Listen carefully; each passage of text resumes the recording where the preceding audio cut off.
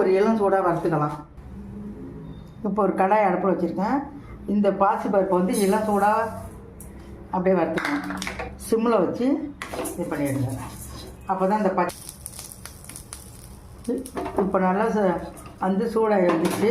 இப்போ பொன்னிறமாக அந்த நல்லா நதுமாக வறுத்து எடுத்துக்கிட்டேன். அதை ஸ்டவ் ஆஃப் பண்ணிவிடுங்க. இதையும் அந்த அரிசி கூடயே போட்டு கழுவி வச்சிடலாம். அதை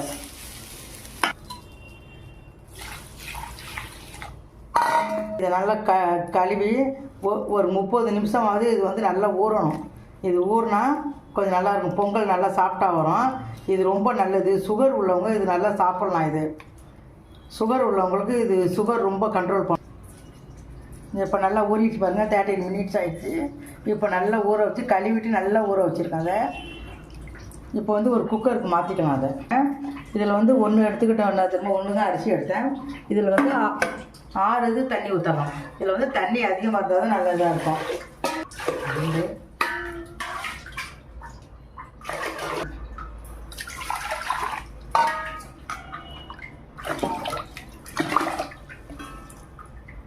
நான் 4 கப்பு தண்ணி வச்சுருக்கேன்.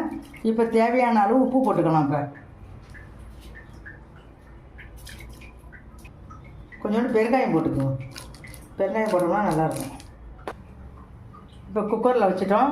குக்கருக்கு மூடி போட்டு 6 விசில் வச்சிடலாம். 6 விசில் வச்சா தான் நல்லா வேகும். நல்லா வெந்தால் தான் இதோட டேஸ்ட் நல்லாயிருக்கும். இப்போ 6 விசில் வந்துடுச்சு. இப்போ பாருங்கள், விசில் போயிடுச்சு. இறக்கி வச்சுட்டோம். இறக்கிட்டோம். இப்போ நல்லா குழைவாக இதாகிடுச்சு. நல்லா வெந்து நல்லா வந்துடுச்சு. இப்போ இதுக்கு ஒரு தாளிப்பு கொடுத்துடலாம். கொஞ்சம் எண்ணெய் ஊற்றிக்கலாம். எண்ணெய் ஊற்றி நெய் ஊற்றணும்னா ரொம்ப இதில் வந்து மிளகு போடுறேன். மிளகு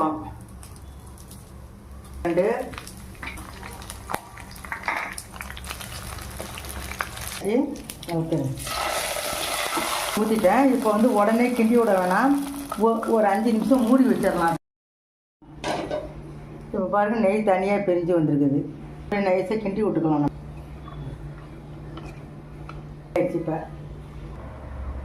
இப்போ பொங்கல் ரெடி ஆயிடுச்சு. பொங்கல் அதுக்கு தகுந்த தேங்காய் சட்னி. இது சாப்பிடுங்க. இது ரொம்ப சத்தானது. வெயிட் லாஸ் பண்ணும்.